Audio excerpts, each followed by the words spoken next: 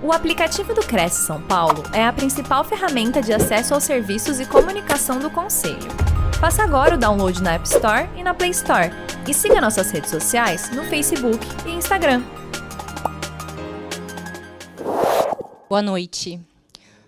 Com organização e tempo, acha-se o segredo de fazer tudo e bem feito. Organização e planejamento não são só questões do nosso dia a dia. São também ferramentas poderosas para garantir o futuro. E na minha fala de hoje, nós vamos explorar como a organização e o planejamento sucessório podem trazer segurança e tranquilidade, tanto para você quanto para a sua família. Muito boa noite. Eu me chamo Brunida, sou advogada, familiarista. Estou muito contente de estar aqui no Cresce, compartilhando o meu conhecimento com vocês. Gostaria de agradecer o convite da delegada Heloísa e também a presença do Dr. Rodrigo Cabreira Gonzalez, que topou fazer essa palestra sobre planejamento sucessório comigo, e a ilustre presença também do meu primogênito, Vinícius Tuni, e todos que estão aqui presentes também, doando o tempo valioso de vocês para aprender. Então, vamos aos trabalhos. E eu já vou iniciar com uma pergunta. Além da Copa do Mundo e das Olimpíadas que acontecem a cada 4 anos, qual outra certeza nós temos nessa vida? Isso mesmo. A morte é uma grande certeza que nós temos. E mesmo assim, ainda existe um certo receio, um tabu de falar sobre a morte, mesmo que seja algo que a gente tenha certeza que vai acontecer. Ninguém quer muito falar sobre isso, mas eu quero que vocês pensem e reflitam comigo. Da mesma forma que vocês planejam a comissão da compra e da venda de um imóvel, um contrato de aluguel, a administração daquele bem, o que vai acontecer com o patrimônio de vocês após a morte deve ser planejado. O que acontecerá com o tão batalhado patrimônio que vocês adquiriram durante a vida de vocês? Quem vai ficar com o quê? Seus filhos? Seu marido? O Estado? Seus pais? Então, hoje eu vim aqui falar com vocês de uma forma clara e objetiva. Planejamento sucessório para decidir para quem será destinado o patrimônio que você adquiriu ao longo da sua vida. E o que acontece com quem não planeja, com quem não faz o planejamento sucessório? Eu vou revelar para vocês. Brigas, desentendimentos, muito imposto, os seus herdeiros discutindo por anos na justiça, porque um acredita que é mais merecedor do que o outro. Por fim, objeto de litígio e conflitos. Eu tenho certeza que ninguém aqui quer isso para a família de vocês. O dinheiro não traz felicidade para quem não sabe o que fazer com ele. Então, planejar o que acontecerá com o nosso patrimônio após a nossa morte é um ato de cuidado e carinho com quem ficará aqui. E observem só, no nosso ordenamento jurídico, na nossa lei, existem instrumentos para que seja feito o planejamento sucessório. Dentre eles, a doação, o usufruto, as holdings, que o Dr. Rodrigo Cabreira vai falar com vocês daqui a pouco, entre outras. E o testamento, que é o que eu venho falar sobre hoje, e acredito que é um dos instrumentos mais conhecidos. Tenho certeza que vocês já devem terem visto em novelas, em filmes, casos famosos. Bom, testamento é um documento legal em que uma pessoa expressa suas últimas vontades sobre a distribuição e posse dos seus bens após a sua morte. E o testamento traz muitas vantagens. E eu trouxe aqui algumas vantagens para vocês. Dentre elas, a organização, garante organização do seu patrimônio, evitando a briga entre os herdeiros e muitas dores de cabeça e até mesmo injustiças. O testamento é mutável, ou seja, ele pode ser revogado a qualquer tempo. A gente sabe que hoje nós estamos alguns casados, outros solteiros. Daqui 3 anos pode ser que estejam divorciados, casados. Hoje pode ser que tenham filhos, ou não tenham, mas daqui a alguns anos vão ter. Então, a vantagem do testamento, dele ser mutável, é essa, que você pode revogar a qualquer tempo. É acessível também.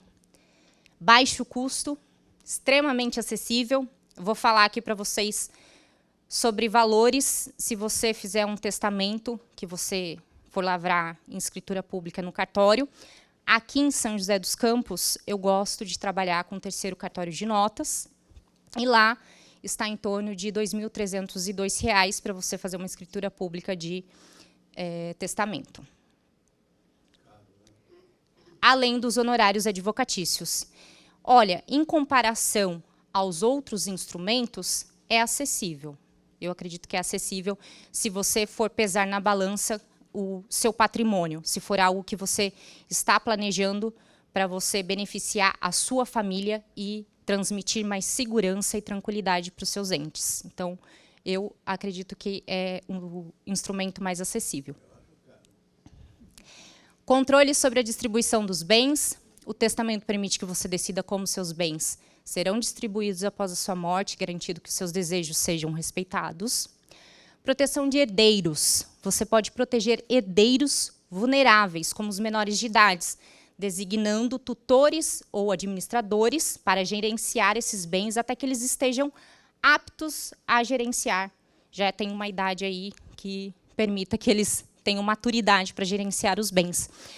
E aqui eu abro um parênteses, porque a questão de você nomear um administrador para gerenciar esses bens não necessariamente precisa ser o cônjuge sobrevivente. Pode ser outra pessoa que você acredite que seja melhor para fazer a administração do bem. Então, digamos assim, você tem um marido ou uma esposa que é muito consumista, que você sabe que vai torrar todo o patrimônio, vocês podem nomear, por exemplo, minha cunhada, o meu irmão é um ótimo administrador, nomeia ele como administrador dos bens até que o seu filho esteja apto a gerenciá-lo.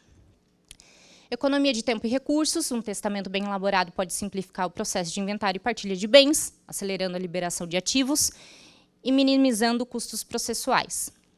Planejamento tributário. Dependendo da jurisdição, um testamento bem elaborado pode ajuda a reduzir os impostos sobre heranças e doações. Tranquilidade.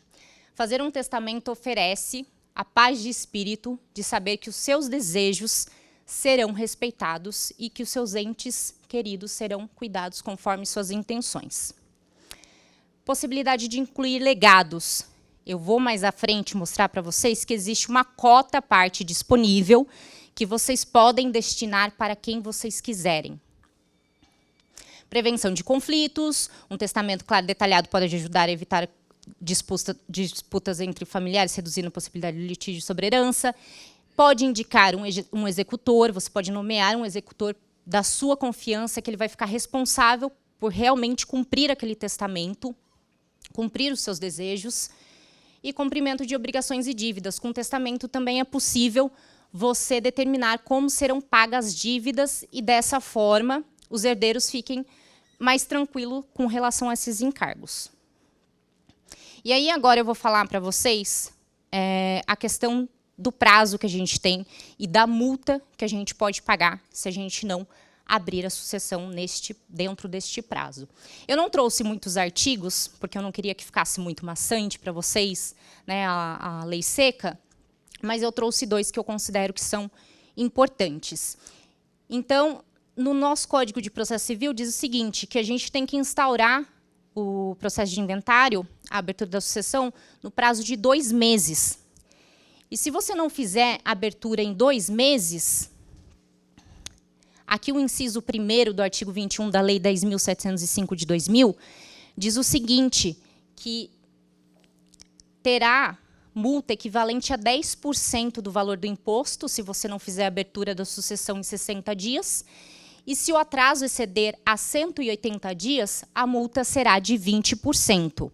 Essa multa de 20% incide em cima do valor do imposto, ou seja, aqui no estado de São Paulo, incide o ITCMD em 4%. Então, é 20% em cima dos 4%, tá? E aí eu trouxe algumas modalidades de testamento. A gente tem outras, mas eu trouxe só algumas. Testamento público é redigido por um tabelião de registro de notas perante 2 testemunhas não interessadas, ou seja, testemunhas que não vão ser beneficiadas por este testamento. O testamento cerrado é um testamento secreto e deve ser levado ao cartório, também com 2 testemunhas, e existe uma peculiaridade, porque ele só será aberto após a morte do testador, claro, por um juiz, diante da pessoa que representou ele e do escrivão. O testamento particular, que é o mais simples, mas que, para ser válido, ele precisa ser lido na frente de 3 testemunhas, que precisam ser qualificadas no testamento. E o testamento, além de ser mais simples, o testamento particular, ele deve ser validado pela justiça e ouvidas as testemunhas que acompanharam o testamento. Tem um testamento de codicilo, não é mais comum, mas eu coloquei aqui para vocês, que é um ato de última vontade e algumas disposições especiais, como, por exemplo, eu quero destinar algum móvel, alguma roupa, alguma relíquia de família para uma pessoa em específico. E temos também os testamentos especiais. Eu não sei se alguém de vocês aqui é militar ou trabalha em navio, comandante. Esse testamento, o aeronáutico e o marítimo, ele só pode ser feito em movimento e se houver risco, perigo iminente. Deve ser feito na presença do comandante e de 2 pessoas. Já o testamento militar, só em caso de guerra e em todos esses casos, né, de aeronáutico, marítimo e militar, ele vai ter uma validade de 90 dias, em caso de não ocorrer a morte do testador. E agora, o que a lei dispõe sobre herança? Essa parte aqui é bem interessante. Nós temos, por lei, assegurado aos herdeiros. Coloquei também um artigo de lei aqui, que é o artigo 1846 do Código Civil, que pertence aos herdeiros necessários de pleno direito à metade dos bens da herança, constituindo a legítima. Então, 50% daquilo que for herança, obrigatoriamente será destinado aos herdeiros legítimos. Mas nós temos a opção, através do testamento, de disponibilizar uma cota de 50% para quem ou o que a gente quiser. E isso a gente consegue fazer através do testamento. Se não houver testamento, não há essa possibilidade. E aí, eu vou fazer uma pergunta para vocês. Quem aqui tem filho? Levanta a mão. Quem aqui tem mais de um filho? Bom, eu vou dar um exemplo aqui. Digamos que eu, Bruna, faleço e deixo uma herança no valor de R$1 milhão. Obrigatoriamente, 50% desse valor vai para os meus herdeiros. Mas aí, se eu fiz o testamento e eu quiser beneficiar outra pessoa, e aí eu vou fazer uma pergunta para vocês. Alguém aqui tem filho preferido? Brincadeiras à parte, tá? Eu sei que não, porque eu sou mãe, tenho mais de um filho. Mas digamos que você queira beneficiar mais um filho do que o outro. E, gente, aqui eu vou falar uma coisa para vocês. Tem casos que, por exemplo, a família tem uma criança com deficiência, uma criança que requer uma atenção maior. É uma possibilidade dos pais disponibilizarem uma cota maior da herança para esse filho que requer uma atenção maior. Então, digamos lá que os 50% 5%, 500 mil, foi para os herdeiros, mas eu quero, dos outros 500 mil, disponibilizar ou beneficiar um filho, ou até mesmo o cônjuge, eu posso, através do patrimônio, através do testamento, perdão, fazer isso. E vai ficar mais claro para vocês agora. Eu trago um caso famoso do Zagallo, tetracampeão mundial e ídolo do futebol brasileiro, vem a óbito esse ano, em janeiro, e o Zagallo deixou uma herança milionária. Zagallo deixou 4 filhos e beneficiou o filho caçula através do testamento, que era, inclusive, o único filho que cuidava dele, que estava sempre presente na vida dele. Os outros filhos ficaram com correspondente a 12,5% da herança, e o filho caçula, além de ter sido beneficiado com a cota disponível dele, ele era herdeiro legítimo, então ele também concorreu com os outros herdeiros com relação à parte da legítima. E, por isso, ele ficou com 62,5% do patrimônio.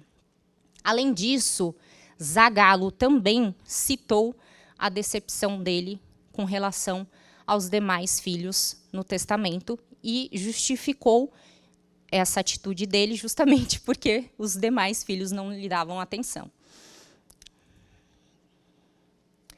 E aí eu trago um bônus para vocês.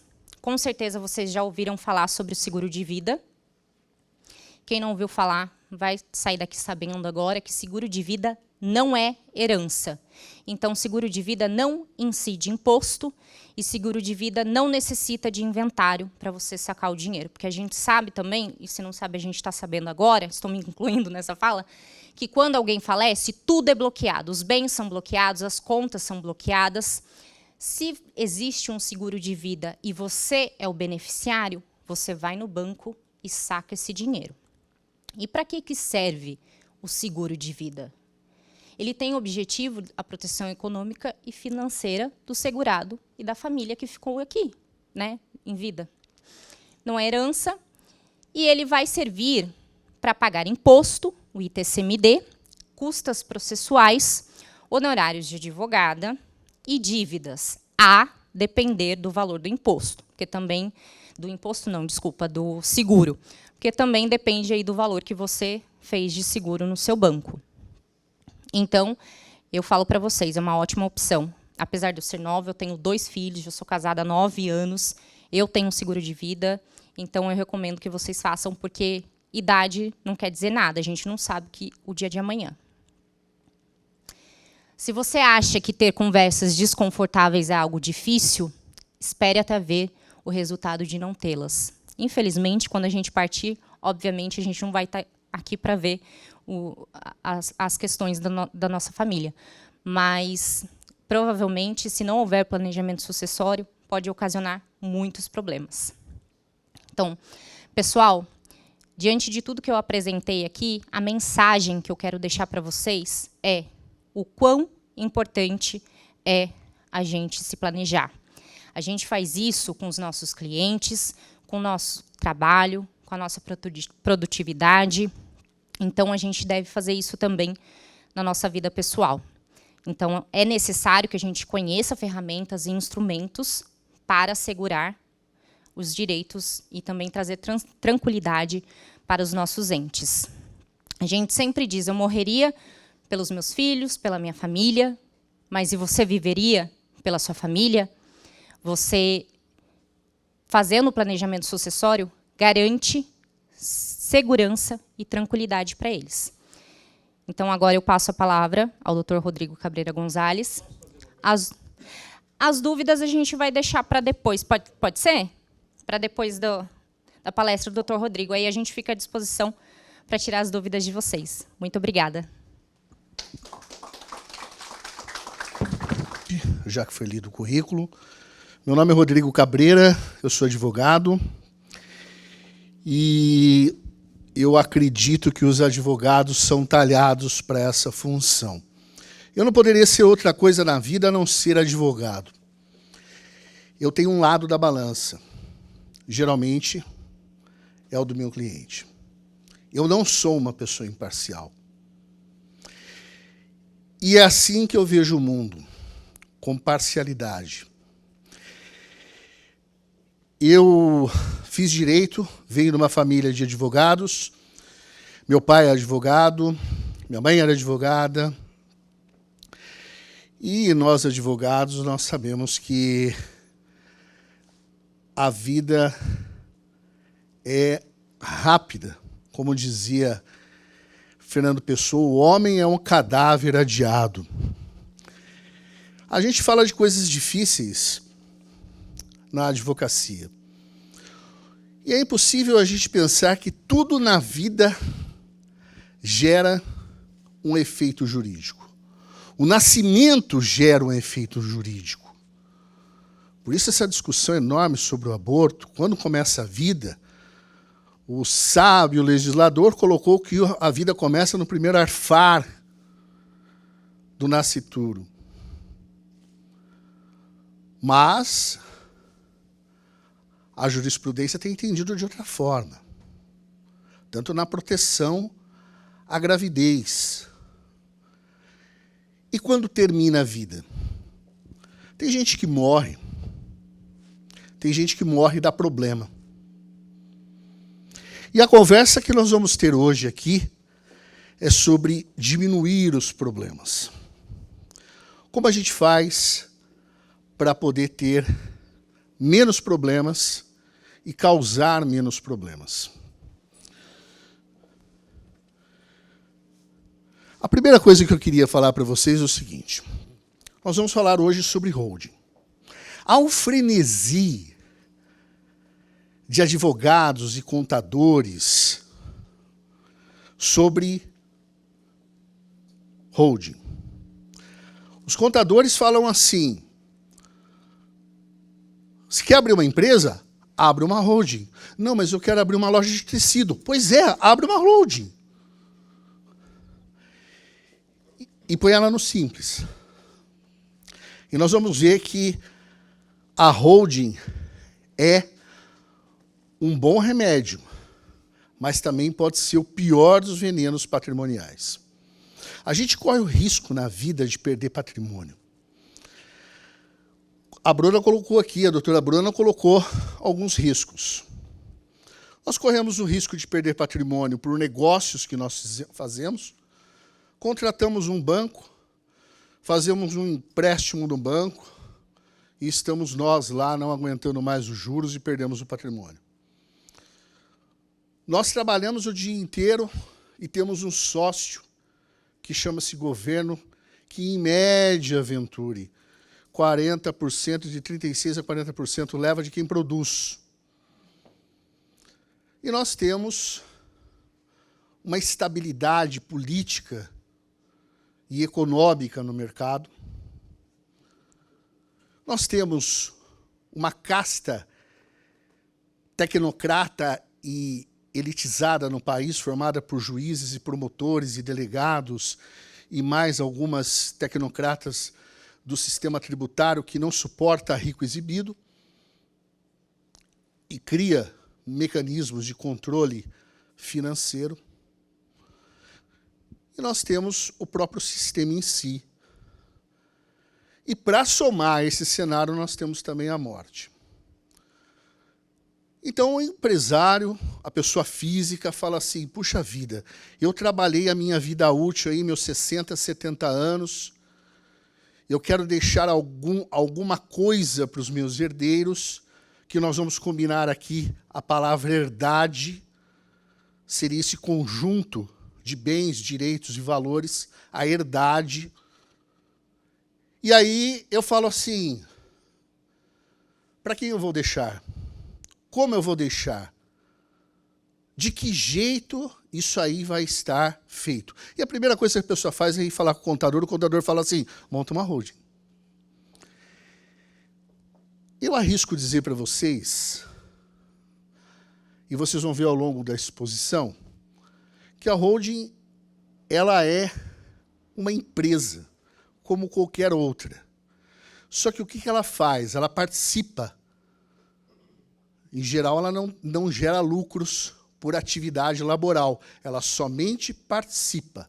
Ela somente tem bens. E só. Então, holding, como é que a gente pode descrever? É uma empresa que não produz bens ou serviços, mas possui ações e cotas sociais de outras empresas. O objetivo principal é controlar, administrar essas empresas, em tese facilitando a gestão e a tomada de decisões estratégicas. A holding surgiu pelo seguinte critério. Algumas pessoas no mundo criaram uma fortuna muito grande e foram fazendo muitos negócios e foram tendo muitas empresas. Não só patrimônio, muitas empresas. Então, eles precisavam de uma empresa maior que cuidasse de tudo e que desse a regra do jogo. É o guarda-chuva. A holding ela tem esse fator. Cada ponto é uma empresa. E a holding toma conta de todas.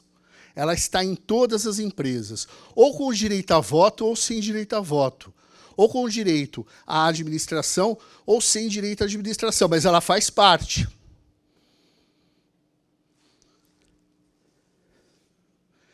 E aí nós temos o seguinte. Por que a gente deve proteger os nossos ativos? Primeiro, uma segurança financeira. Garantir que a herdade tenha uma continuidade no futuro. Eu ouvi um áudio no WhatsApp do William Bonner, que falando assim, na época da pandemia, eu posso parar porque eu tenho dinheiro suficiente para manter muito bem 5 gerações. Ok? Ele ganha 2.800.000 por mês. Chega uma hora que ele não tem mais onde colocar esse dinheiro. Isso é um problema de quem tem muito dinheiro. A preservação do patrimônio. É difícil você, depois de uma vida inteira, passar pelo que o Silvio Santos passou. A dificuldade de saber se as filhas estavam bem treinadas para preservar o patrimônio. Depois, desviar dos riscos. E os riscos são vários. Acabei de falar banco, você tem governo, você tem contratos, principalmente na América Latina, onde ninguém cumpre contrato. Você tem uma vantagem também quando você faz a proteção de ativos. Geralmente, o imposto sobre a pessoa jurídica ele é menor do que a pessoa física. Então, o benefício fiscal é interessante. E as ameaças que o patrimônio sofre de todas as formas. Pode ser de invasão, pode ser de tomada, pode ser de várias coisas. Dito isso, eu vou dizer uma coisa para vocês que vai chocar todos vocês. A holding ela é indicada para quem tem um patrimônio acima de 25 milhões de reais. E quando a gente fala isso, os contadores têm uma verdadeira síncope, porque eles querem montar holding para qualquer coisa. Mas por que a gente fala que tem que ser um investimento tão grande? Porque a operação é cara. E, evidentemente, ninguém vai montar holding no Brasil. Então, a operação de montar uma holding, que é uma offshore, uma empresa fora daqui, mesmo que seja no Uruguai, ela é uma operação cara, não só do ponto de vista de escrituração no país, como no ponto de vista de regulamentação aqui no Brasil. Então, eu tenho 10 milhões de reais. Vale a pena montar uma holding? Eu não montaria. Porque se você... 10 milhões hoje é um valor significativo. Mas se você precisa de uma liquidez, a holding não te dá essa certeza. Não te dá essa possibilidade. Você não consegue vender um bem de holding rápido. Outra coisa, Quando você coloca seu CPF numa holding, basicamente você vai para uma gaveta vermelha da Receita Federal e do Ministério da Fazenda. E tudo que entra na sua conta corrente ou das suas empresas é vistoriado pelo COAF. Então, isso é um problema, porque só quem caiu na malha fina sabe como é complicado você provar origem de dinheiro. Vou dar um exemplo para vocês. Quem de vocês gera a nota do Pix da comissão que vocês recebem de venda de imóvel?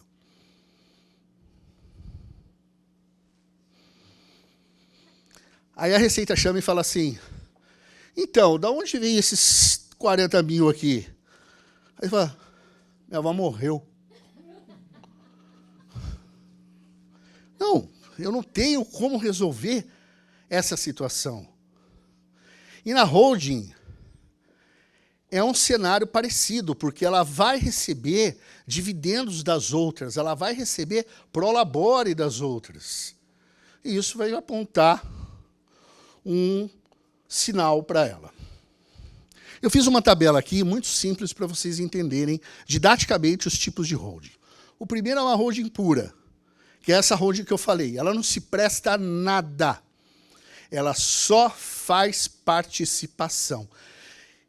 Eu tenho uma amiga que ela estava começando a montar uma loja, uma franquia internacional de marca, e ela me ligou e falou assim, eu preciso montar uma empresa.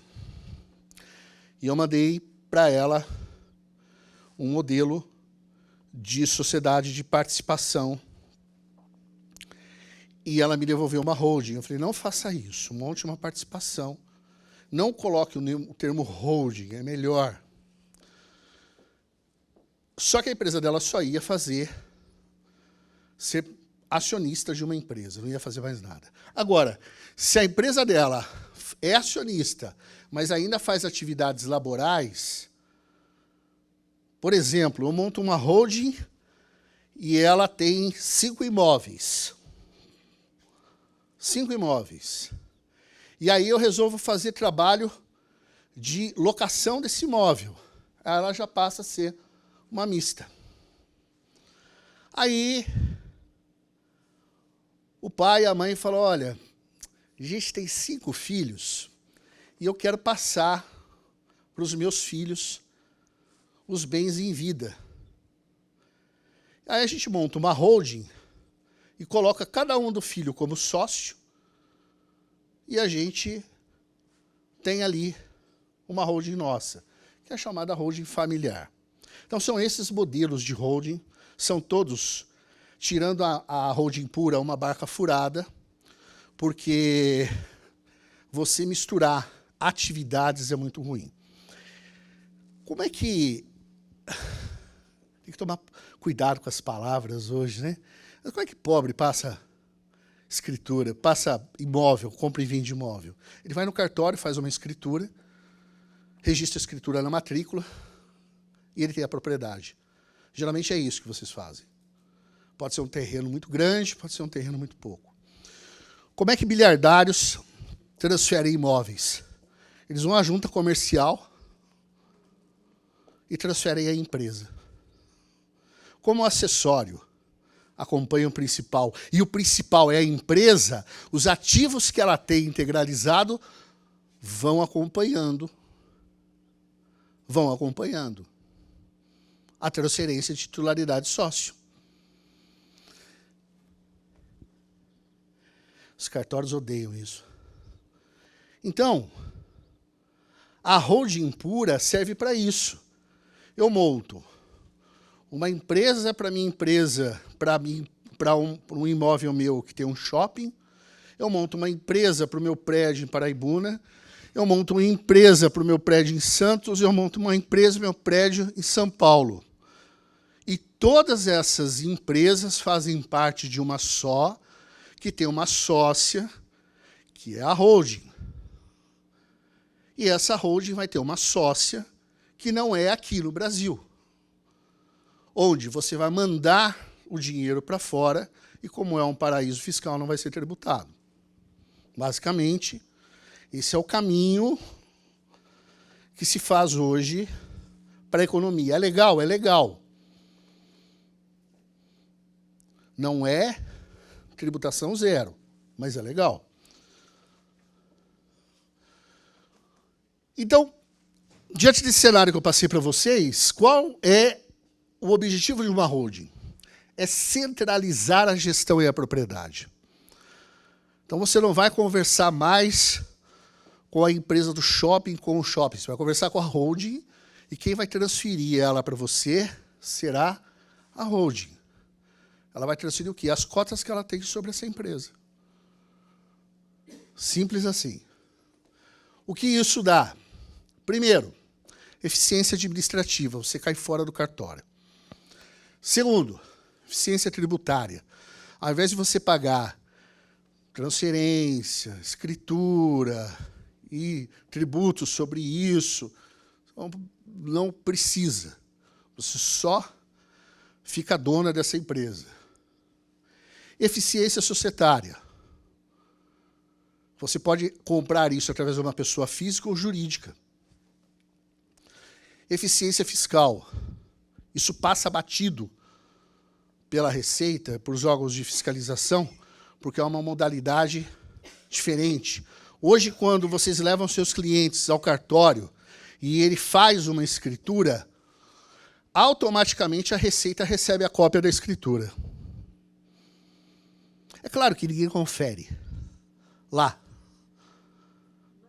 por enquanto, porque daqui a pouco, com a integralização de dados, esse CPF vai ser apontado e vai haver um cruzamento, por enquanto. Mas o caminho é esse. E uma eficiência societária.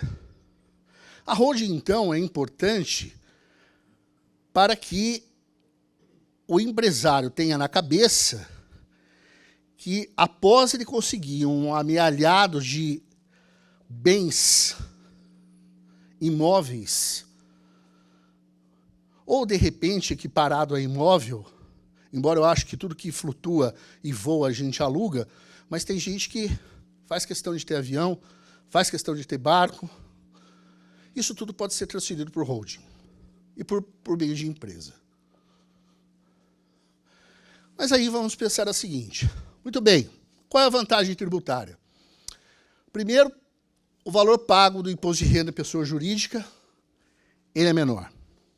Segundo, o valor a ser pago sobre a contribuição social sobre o lucro líquido, ele é menor. Depois, o valor a ser pago por PINs e relacionado a COFINS é reduzido. E há uma economia significativa para o imposto de renda da pessoa física, porque a pessoa física sai dessa jogada.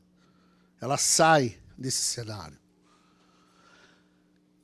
Agora, qual é o regime importante para que esses benefícios se operem? É o lucro presumido. Então, você vai ao contador, ele fala assim, eu vou te montar uma holding e vou colocá-la em simples, esquece, você vai arrumar para a cabeça. Eu vou colocá-la em lucro real também, vai arrumar para a cabeça. Lucro presumido. Porque qual é a presunção de ganho de uma empresa que só tem um prédio? E ela só tem o prédio. Eu vou colocar lá que a minha presunção de ganho seja 3 mil, 5 mil, 10 mil e vou recolher sobre isso. E ok, vai ser mais barato do que eu estar pagando sobre o meu nome a transferência desse imóvel, porque tem aquela regra da Receita que quem vende um imóvel, se ele não comprar um das mesmas qualidades ou valor no prazo de 6 meses, ele vai pagar imposto de renda sobre isso. O imposto de renda é calculado na base da porcentagem de 15% sobre um valor que seria 32%. O adicional, 10%, desde que não ultrapasse 240 mil. E a contribuição social sobre o lucro líquido, sobre o lucro presumido, de 32% passa para 9%. E a PIS e COFINS, com um percentual de 3,5% sobre o total das receitas abatidas. Então, basicamente, tributariamente, é uma vantagem muito grande. Bom, eu dei uma pincelada para vocês sobre os aspectos positivos e negativos, mas eu queria deixar bem claro para vocês, porque não é porque eu falei que tem que ter 25 milhões, que se vocês têm aí clientes ou têm aí um patrimônio de 5, 10, 15 milhões e querem montar uma holding, que a operação é inviabilizada. Ela vai ficar mais cara, mas ela não é inviabilizada. Aspectos positivos. Primeiro, a proteção patrimonial. Por quê? Porque a pessoa jurídica ela é diferente da pessoa física.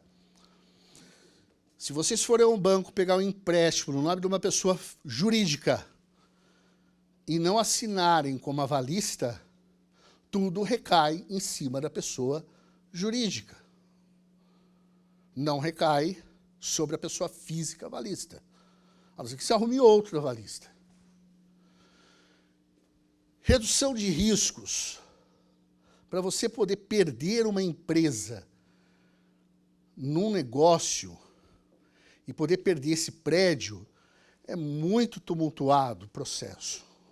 Não é fácil. E protege os ativos.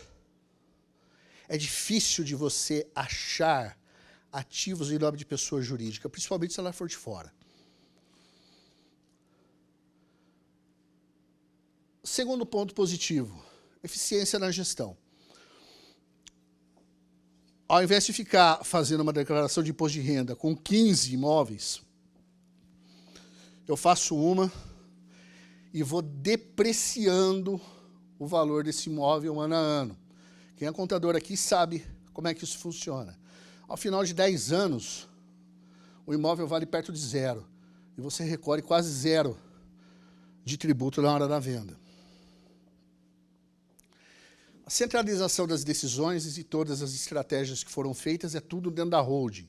Nada nas empresas que estão na ponta do guarda-chuva. E a parte que a Bruna falou, que é o planejamento sucessório. O planejamento sucessório é importante porque ele dá uma clareza sobre a transferência desse patrimônio.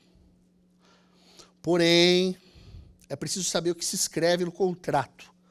Por quê? Porque se há uma pessoa física ali dentro e ela morre, os herdeiros vão ter direito ali àquele contrato. E vão ter direito às cotas patrimoniais dessa empresa, que acontece na holding familiar. Inclusive, eu estava dando uma estudada um pouco antes de vir para cá, sobre a doação de imóvel com usufruto. E eu nunca fui favorável a isso. Por quê? Eu tenho um amigo que ele resolveu dar um apartamento aqui em São José dos Campos para a neta dele, que mora no Rio de Janeiro. Ela não pediu o apartamento, ela não queria o apartamento, ela não mora aqui, mas ele resolveu dar, porque ele tem dinheiro, resolveu dar. E o pai dela nunca pagou um condomínio. E a doação foi absorvida pelo condomínio para pagar as despesas condominiais. Quer dizer, a doação se fez como que se fosse infrutífera. Ela não tem mais o apartamento. Qual é a ideia? A ideia é fazer uma doação onerosa, onde ela só vai ter a propriedade final do apartamento com a morte da pessoa e se ela cumprir as obrigações da onerosidade, que pode ser pagar o condomínio ou dar uma pensão à pessoa que doou ou algo assim. Isso é uma figura muito interessante. Outra vantagem, os benefícios fiscais, que eu acabei de falar agora, da otimização tributária. Vamos para os pontos negativos da holding. Complexidade administrativa. Você vai ter que contratar vários escritórios de contabilidade e um contador interno para dar conta do negócio. Porque a geração de documentos é muito complexa. Você vai ter que ter um contador full-time com você. Os custos elevados. Não adianta. É custo de contador para cada empresa aberta, é custo de tributos, tem que entregar INSS, tem que entregar imposto de renda, tem que pagar. Então, cada empresa que você abre para cada imposto, para cada imóvel, tem que pagar um tipo de imposto. Os riscos legais. Não pense que essa farra de holding vai ficar assim. O Congresso da Reforma Tributária já mudou a herança. Quem tem que fazer inventário já faz já. Por quê? O inventário ele vai deixar de ser um valor fixo e vai passar a ser proporcional ao patrimônio do inventariante, aliás, do decujus. Então, ele vai ser escalonado. Se o cara deixar 5, 6, 7 milhões, vai ser uma porcentagem de até 25% sobre isso. Perto de 4,5% hoje. Essas complicações legais regulatórias são terríveis, porque você monta uma holding hoje e amanhã a figura jurídica pode deixar de existir, como aconteceu com a Eireli, que passou a ser uma sociedade limitada única. Os benefícios, a fiscalização rígida.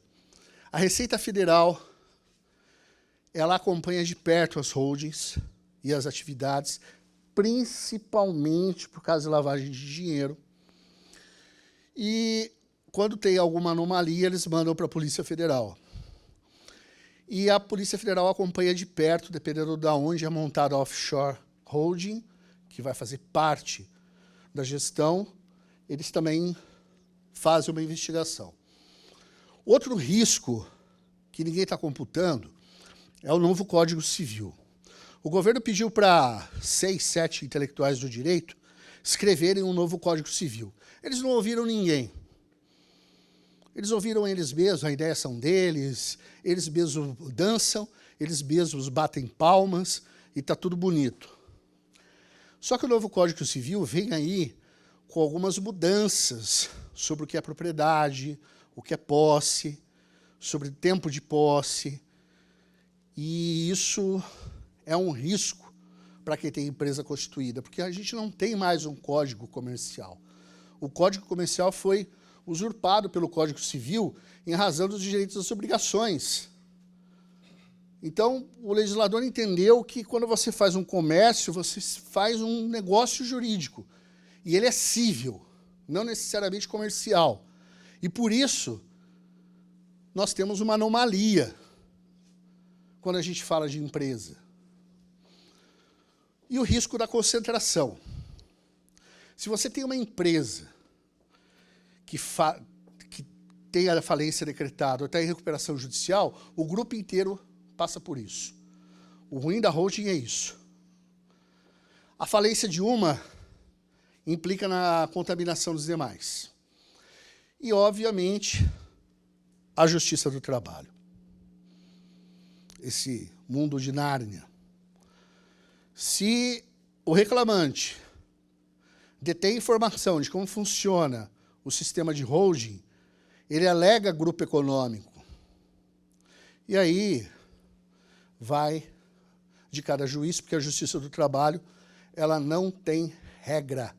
Ela julga do jeito que elas acham que tem que ser julgado, no princípio do proletariado e da mais-valia. É assim.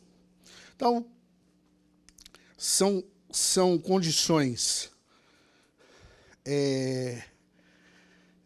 atípicas da holding, em que eu tenho falado bastante com os meus clientes, nos lugares que eu vou, que não é uma boa modalidade para ser adquirida, e que a melhor modalidade que a gente tem é a modalidade de a gente poder fazer com que a gente tenha uma segurança jurídica na proteção da herdade.